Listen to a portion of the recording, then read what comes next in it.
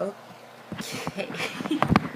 um, I wasn't gonna post this, and then I felt inspired to post it.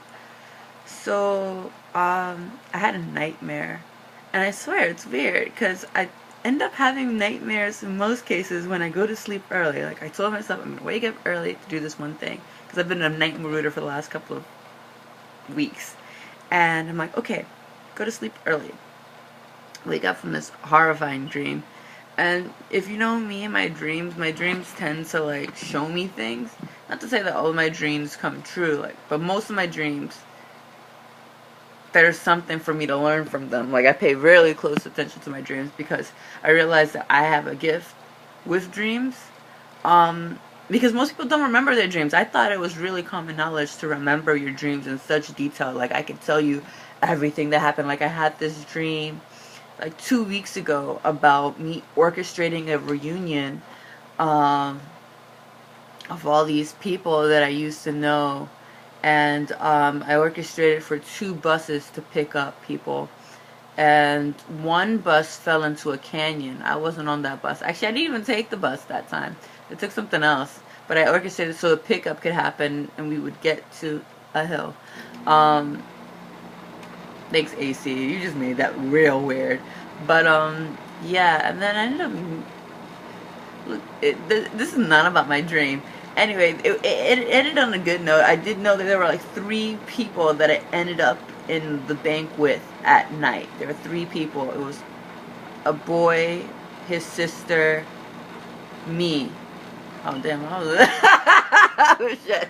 My bad, y'all. Everyone else was fine that made it on the bus that didn't like crash, but only 3 of us made it to the bank.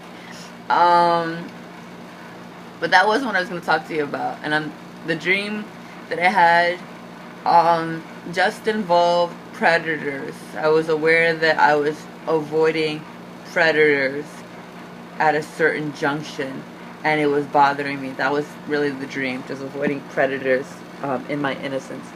But I was like, okay, I hate dreams like that because I just can't go to sleep. And so I was like, let me look into the Bible and find something. So I got my little Bible. I got this in January. I have a bunch of Bibles, like literally scattered over. Like when I moved from New York and I was packing up, I realized I had maybe 5 to 7 Bibles on me. It's like, damn, how did I do that? Like 5 to 7 Bibles on me. But this one is my favorite because it has like a glossary term that defines like words in the back. And then like, let's say decreed or dependent, it gives me like certain passages like Acts 10:42 by God to be judged, which is for decreed, appointed times, decreeing righteousness, decrepit old, but it tells you where to go. And I don't even know when I folded this down. I hope this doesn't take too long. Anyway, let me just read it out to you. I folded this down, I opened it up, and the last couple of days, whenever I opened the Bible, I would get something like really upsetting. I was like, man, I hope I really didn't mess up, and this is kind of like a warning, because sometimes that happens, and I'm like, okay, I need to move to like Psalms or Proverbs or not Revelations. Revelations is kind of one of those like condemning things. Something in the New Testament. Usually, if you find something, I find if you flip open the Bible and it's like condemning, you're like, this is too close to comfort. Learn your lesson and then just find something positive, because those things can really set you off of God for good. You're like, why is it I always find like there are good things in the Bible? So this is what I opened up onto. It was Hebrews 11:4. This is the first one I read. By faith, Abel offered God a sacrifice of greater worth than Cain. Wait, that's not what I read. Excuse me. That was above what I found initially, but we'll come back to that. It was actually 11:5. By faith, Enoch was transferred so as not to see death, and he was nowhere to be found because God had transferred him. For before his transference, he had witnessed that he had pleased God well. Moreover, without faith, it is impossible to please him well.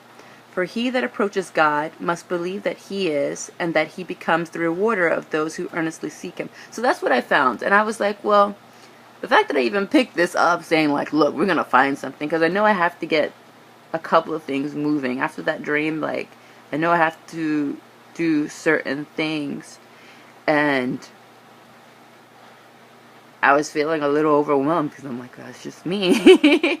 And yeah.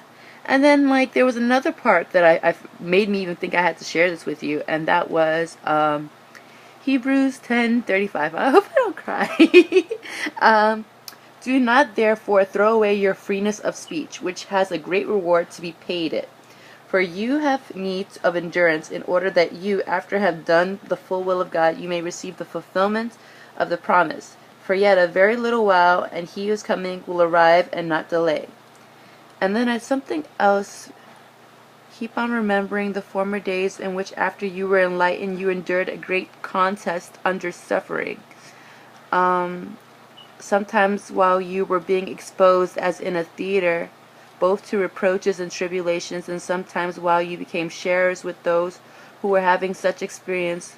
For you both expressed sympathy for those in prison, and joyfully took the plundering of your belongings, knowing yourselves have a better and abiding possession. Knowing you and yourselves. That felt like last year for me. Like, I felt like a lot of things were happening, and people were watching, and I'm like, a lot of people weren't helping, and then I had maybe like, I would have literally strangers help me more, but then I knew I had to get away from them because, I don't know, people have really funny habits. And like I came out of it when I just kind of like stuck in my faith by God, and like I held on to the little possessions I knew I had. I was like, God gave me these. And so I guess I had to share that, and that was it, because he said share your speech, and I'm really talkative, and I don't hold back, and I kind of got that gift from a family member, my mom. I'm really good with words, and really good with people, and I'm honest, and I think that's like, I think those are that's not really a feature that many people have. So I guess I was like, well, the Bible says I'm supposed to be free with these things, and I was feeling a certain way. Wasn't going to share at first, and then I felt like sharing, and I feel a little bit better. It says, have faith. Hebrews 11:5. That's what's going to keep me through the week. And I'm giving it to you. Boom.